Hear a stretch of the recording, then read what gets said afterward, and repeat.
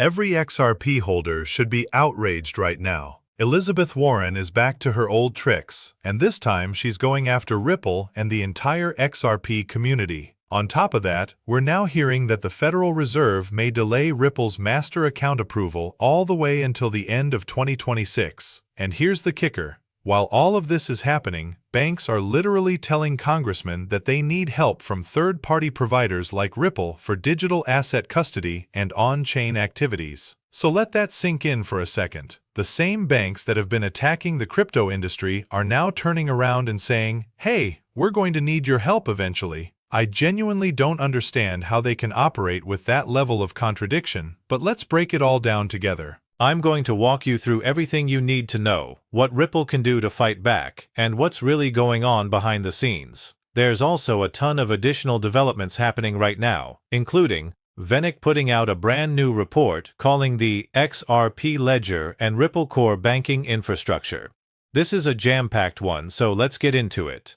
Let's start with Senator Elizabeth Warren. She came out questioning the OCC approvals, and look, that's not surprising on its own. She questions everything when it comes to anything that might challenge the traditional banking system.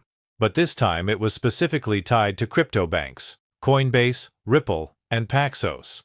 Now, when you actually go and read the letter she sent, she says, "Please provide the full applications including confidential exhibits." And she goes through the 9 that were approved. And who does she put first on that list?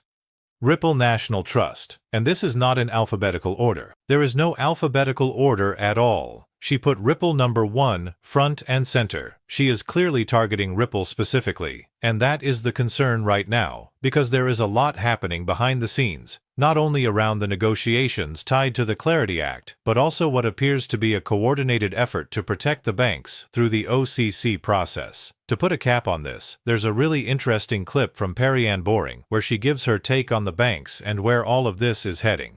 She makes the point that you can already get yield on digital asset deposits at regulated businesses in the United States today.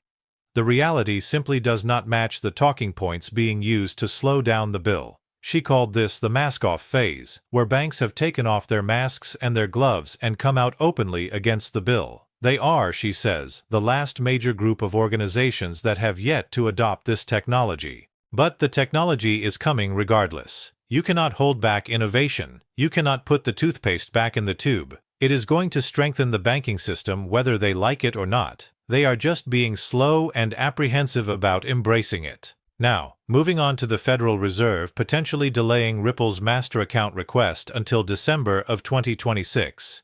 Here's what the reporting says.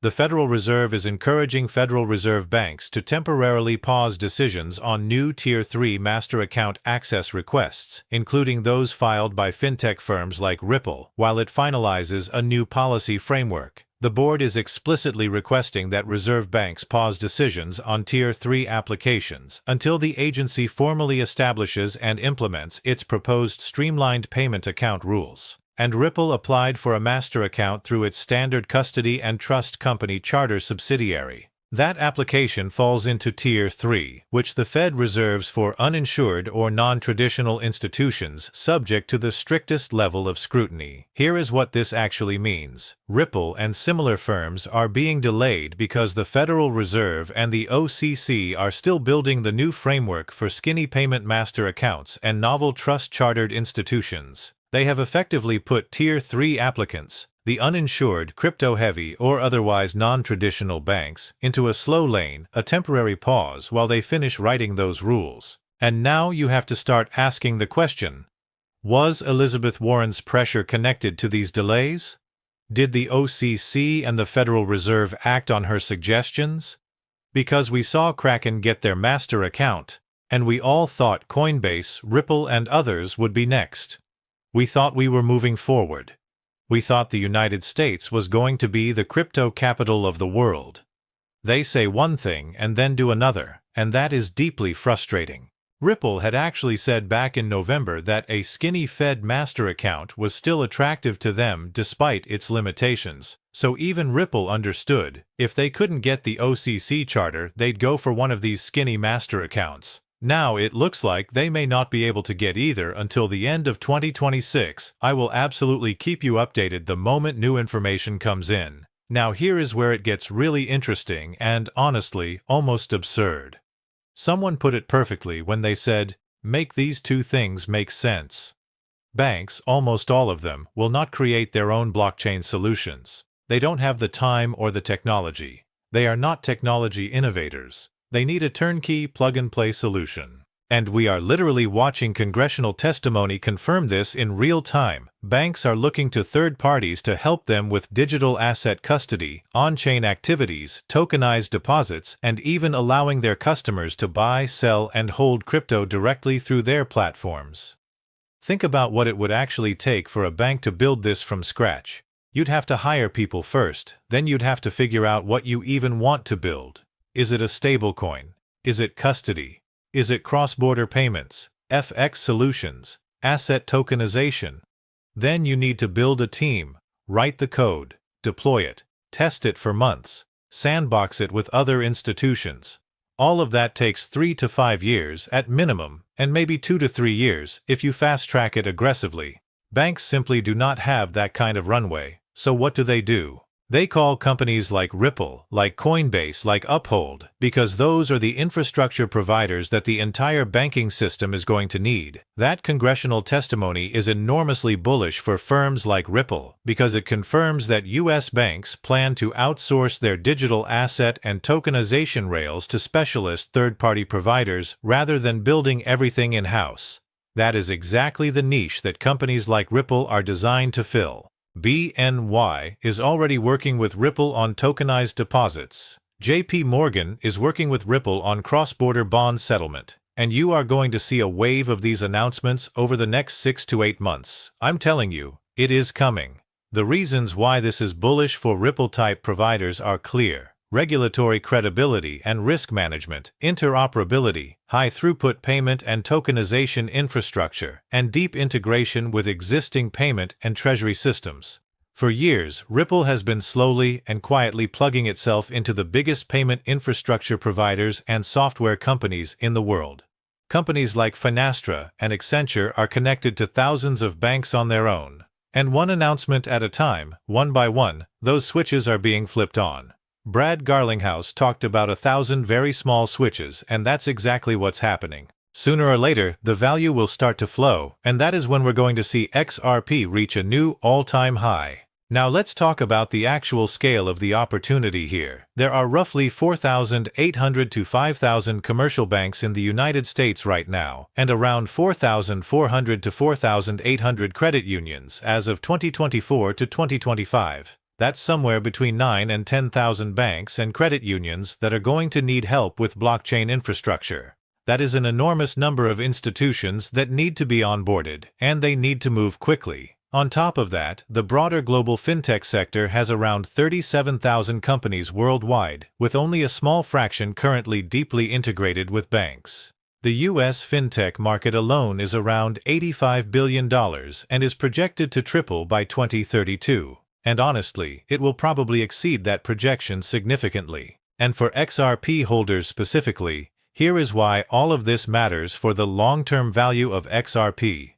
If third-party vendors deploy solutions that rely on XRP as a neutral bridge asset for cross-border or cross-ledger settlement, then more banks using those rails means more corridors with organic XRP demand. We want banks holding XRP because they're going to be using the technology anyway, and eventually they may decide to start doing exactly that. If tokenized deposits, real-world assets, or other instruments are issued on networks that interoperate with XRP, you get more flows periodically settled via the XRP ledger, more liquidity, more FX conversion, and regulatory clarity, the kind that the Clarity Act-style framework provides, reduces the legal friction for banks to interact with a token like XRP in a limited infrastructure-driven role, rather than treating it as a speculative investment. You can see where this is all going. It's like watching a slow-moving impact that you know is going to be massive. All we can do right now is be positioned. And all the noise, Elizabeth Warren attacking Ripple, the OCC delays, the Fed putting things on pause, that is just noise. They are trying to convince you that this technology will not be adopted. Meanwhile, banks are quietly whispering, Please, we need this. We'll sign the NDA. We'll do whatever it takes. You've got XRP. We know it's been working for over a decade. Let's use it. Now, the House Financial Services Committee has officially held a hearing on the future of crypto, AI, and fintech. And one of the key questions raised was how bank partnerships with fintech companies can actually reduce the burden of regulatory compliance. The testimony made clear that while it is always the bank's obligation to comply with all applicable laws, regardless of how a partnership is structured, these fintech partnerships allow banks of all sizes to take a more technology-driven approach to compliance. Money is moving at a much faster velocity than when the Bank Secrecy Act was originally drafted, and the law simply hasn't kept pace with the technology. Many fintech partners are feeding real-time data into systems where anomalous patterns can be spotted instantly, stopping fraudulent actors and reporting them to law enforcement in real time. The message was clear. Technology should turn compliance into a feature, not a burden. Now let's talk about the VanEck report from March 2026, because this is significant. Their report on the rise of corporate chains is a clear signal that the wave of value capture is moving from legacy rails to tokenized business networks. And Ripple, along with the XRP ledger, stands out as a place where payments, settlement, and compliant design all converge in one place. When major financial institutions begin telling the world how important this infrastructure is, other financial institutions start paying very close attention. The report also highlights other major players: Base from Coinbase, Canton, which is very active in the repo market, JP Morgan, Robinhood pre-launch, and others. But the core message here is powerful. A major trade research house is explicitly framing Ripple and the XRP ledger, along with Ripple's pending bank charter, as core infrastructure in the coming corporate chain era. That is the era where value and fees get pulled off legacy rails and onto regulated, business-built networks. That is exactly the thesis that XRP holders have been betting on. It validates XRP's role in regulated payment settlement, links Ripple's bank charter to the future of value capture, and signals to institutions that XRP infrastructure is becoming safe and investable, not just speculative. And to add to all of this, Bank of America now holds 13,000 volatility XRP ETF shares. We are seeing more banks, more hedge funds, more Wall Street firms gaining XRP exposure. We are approaching 1 billion XRP held in ETFs, sitting at 889 million right now. It would not surprise me at all if we hit 900 million by the end of the week. Volume is slightly down compared to recent days, but the overall direction and momentum is exciting. And remember what Monica Long said toward the end of last year: this is going to be the year the doors blow off. She described it as the floodgates opening, with SAB 121 being rolled back, and CEOs like those at Bank of America saying they're all in. She noted that the tone of conversations with banks around being reserve or transaction banking partners for the stablecoin or payments business changed overnight after the U.S. election result. It was that quick. So, what can you actually do to push back against someone like Elizabeth Warren? You can flood her office with calls and emails. You can call your own senator and congressperson and tell them exactly how important Ripple and the broader crypto market is to you personally, and make it clear that is how you are going to vote. There are real actions you can take, but it is exhausting. Year after year, the same actors coming after Ripple and the XRP community over and over again.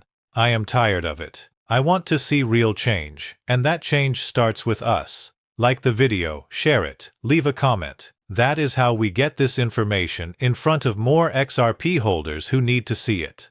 It is always an honor to spend this time with you. I hope you are learning, I hope you are growing, and thank you from the bottom of my heart. See you next time.